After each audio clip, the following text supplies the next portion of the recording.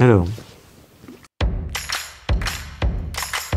donc moi je suis le professeur Raphaël Vial, je suis chef du service de chirurgie orthopédique et réparatrice de l'enfant à l'hôpital Trousseau, à l'assistance publique. Accessoirement à cette activité donc de chirurgie, j'ai également des fonctions au niveau du siège de l'assistance publique dans un département qui s'appelle la direction de la stratégie et de la transformation, où sont discutées, testées et promues toutes les nouvelles technologies qui permettent de faire de la médecine moderne et de qualité. Alors depuis des décennies, les consentements sont recueillis dans le service, mais sous une forme manuscrite, avec une page qui est signée en bas par les deux parents, et qui comporte la mention du chirurgien, de la date opératoire et du type d'intervention qui va être pratiquée. Donc on avait un problème à la fois de traçabilité et d'exhaustivité des informations qui étaient présentes sur cette feuille de papier, qu'on a donc remplacé par le consentement EasyConsent. Alors on a monté ce pilote avec la société Calimed sur une intervention bien spécifique, la chirurgie de la scoliose de l'enfant, pour lequel nous opérons environ 200 à 250 patients par an.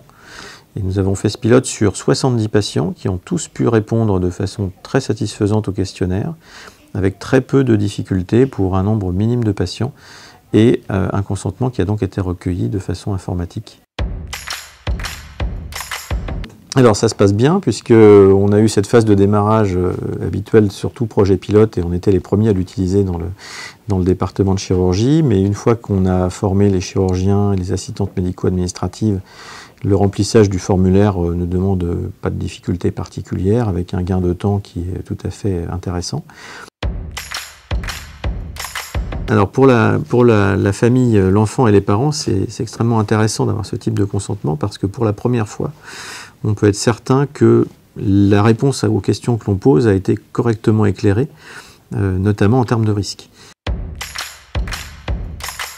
Et effectivement, c'est très important pour nous, à la fois pour que le patient et sa famille puissent participer mieux à la réflexion autour du projet de soins,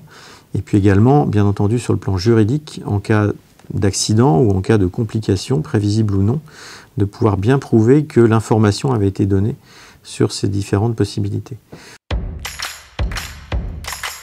Donc c'est un document qui est très important, qui est archivé sous forme informatique dans le dossier du patient et qui nous permet éventuellement, même plusieurs années après, d'avoir la traçabilité de ce qu'on a expliqué et de ce qui a été compris. Ensuite, pour le personnel, et notamment les assistantes médicales, cela permet de gagner du temps, d'éviter de rechercher ce document papier qui a pu être égaré ou qui est à divers endroits dans le service ou dans le dossier du patient. Donc c'était en fait une démarche qui était courageuse et qui était ambitieuse de la part de Calimed de développer ce consentement pour ce type d'intervention en pédiatrie. Et je pense que maintenant que la solution a été testée et qu'elle fonctionne, elle peut être extrapolée sur plein d'interventions. Donc notre projet, en tout cas dans le périmètre de Sorbonne Université et du département de chirurgie, innovation et recherche, c'est de proposer à tous nos collègues des autres services d'orthopédie, mais aussi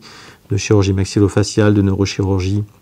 de chirurgie plastique ou d'ORL, de participer à cette démarche de qualité et utiliser EasyConsent pour leurs propres patients.